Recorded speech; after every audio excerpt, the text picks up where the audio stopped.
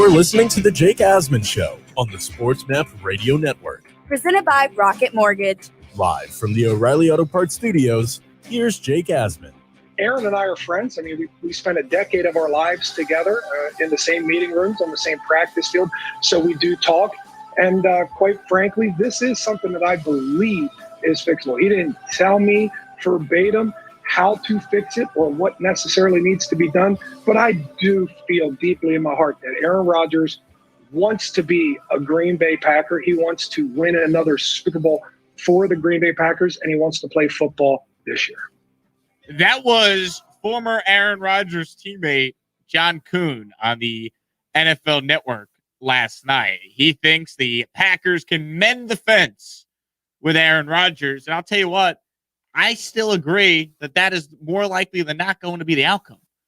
Realistically speaking, where is Aaron Rodgers going at this point? And don't just say, well, Denver. Really? I don't know about that.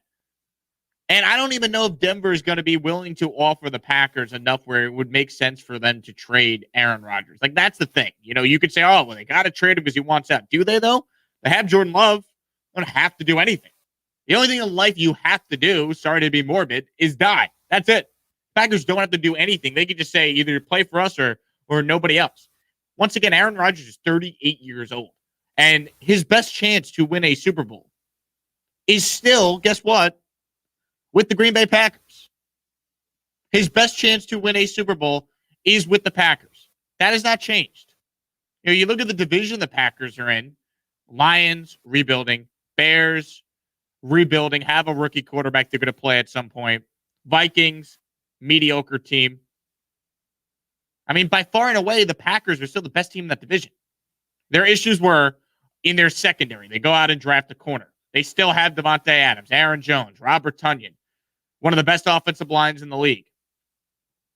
Like, Aaron Rodgers could be upset about how things have been handled and whatnot, but ultimately, he's a smart guy, and I think he'll realize for at least another year, if he's not going to get his contract redone, if he's not going to get that long-term stability that he wants, reportedly, then his best opportunity to win is still to suck it up and go back to the Packers.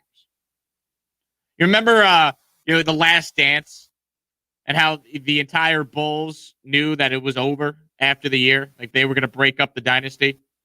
I feel like that's coming here with Aaron Rodgers, but we're about a year away from that. We're not there yet. We're not there yet. Not saying we can't get there, but we're not there at this point.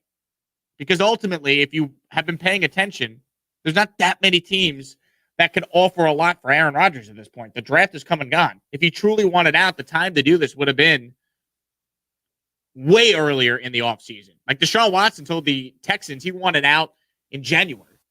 That's how you do it. So ultimately, I agree with John Kuhn. I still think this is a situation that can be fixed.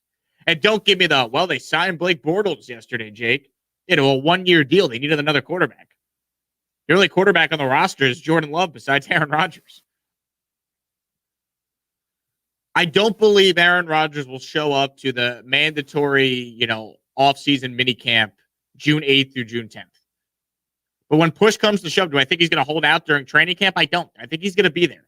I think it's going to be similar to that Last Dance where, we knew the Bulls were going to be broken up, but Michael Jordan, for the betterment of himself and the organization, showed up, played, and won a championship, and then it was broken up. He could be upset at Jerry Krause, but guess what? It didn't affect Michael Jordan on the court. Aaron Rodgers could refer to Brian Gutekunst as Jerry Krause, but guess what? If he goes out there and balls out, Packers have a legitimate chance to win a championship. So week 1, Packers at Saints. I think Rodgers is the starting quarterback. I don't think it's Jordan Love versus Taysom Hill or Jameis Winston. I think ultimately Rodgers could be upset, but at the end of the day, the best thing for him to do is just to ball out and then have a Tom Brady-like situation. Go pick the team you want to play for next year because the Packers won't be able to keep him next year. They're going to have to play Jordan Love. It's just the contract's the way it lines up. I mean, they're going to have to decide on Jordan Love's 5th-year option at this point next year. He's going to have to play. He's going to have to get on the field. So ultimately, if I'm Aaron Rodgers, I show up and I just ball out. Because you got to look around the NFL and realize your best chance of winning is still with the Packers. I get why he's upset. I'd be upset too. I don't think he's, in the wrong for some of this stuff. But then I also think it's like, all right, man, they drafted a quarterback. It is what it is. They've said they want you. Go back and just play, and then go pick your team next year. That's what I would do. But, man, Aaron Rodgers, we understand that he holds grudges. He's a different dude. I understand that, but still, where's he going that gives him a better chance to win than the team he's currently on? There also seems to be a lack of an understanding from a lot of people in the public on why exactly Aaron Rodgers is so upset. Is it the contract stuff? Is it Jordan Love? Lack of input? All of the above? Well, John Kuhn, also on the NFL Network yesterday, was asked, why is Aaron Rodgers so upset?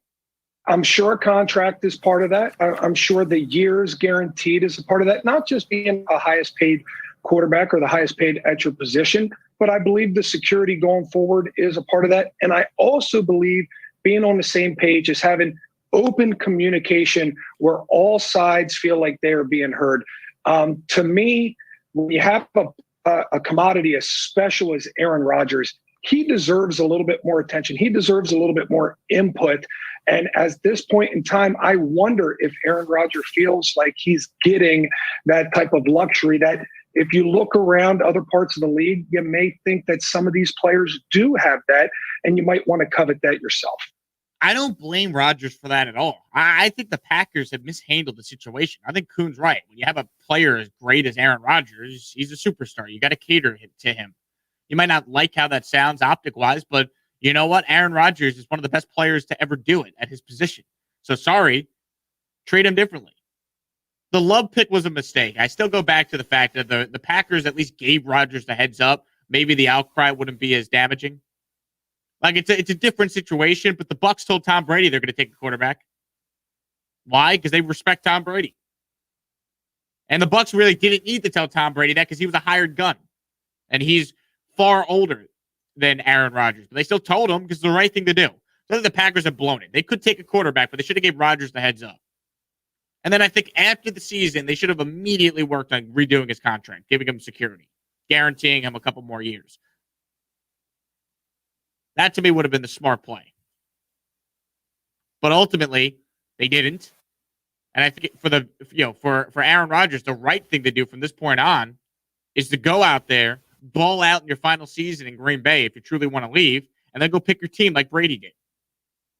Play out your contract. It's very easy for Green Bay to move off of the Rodgers deal after this year, and I think they would. My solution to the problem would be Rodgers goes to the Packers and says, I'll come back and play for you, but redo my contract where I could be a free agent after this year. I could opt out, and you can't franchise tag me. Give him the leverage to go pick his team. You picked my replacement. Let me get out after this year. Let me do what Tom Brady just did and go pick a team that I want to go play for. I mean, could you imagine Aaron Rodgers a free agent, what that's going to be like next year? It could happen. I think both sides are in the wrong here. But I think ultimately the best thing for the Packers and Aaron Rodgers is for them to just deal with one another for one more year. Because ultimately, you look at the NFC, you have Tampa, and then who? Who's the second best team in the NFC? It's still the Green Bay Packers. It's still the team that's won 13 games the past 2 years. I mean, only the Packers could have Tom Brady throw 3 interceptions in the second half of the NFC title game they lost. I mean, they're not that far away. Oh, the Packers haven't surrounded Aaron with weapons. They've wasted him. Last 2 years, they've won 13 games. They've been right there. This past year, they should have won that game. They were a better team than they were 2 years ago where they got beat up by the Niners on the road. Once again, Tampa, and then who? It's still Green Bay until proven otherwise. It's still Green Bay. And I think Rodgers ultimately will understand that and go back. 800-224-2004. What's your take on the Aaron Rodgers situation? Can it be fixed? Can it be salvaged? Like John Kuhn said yesterday on the NFL Network, we will react to that and much more. Plus, Garrett Cole, man, is he nasty. Worth every penny.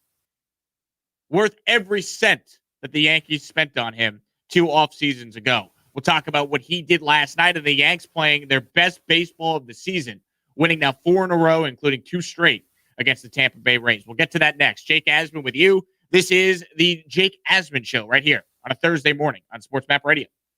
Sports Map.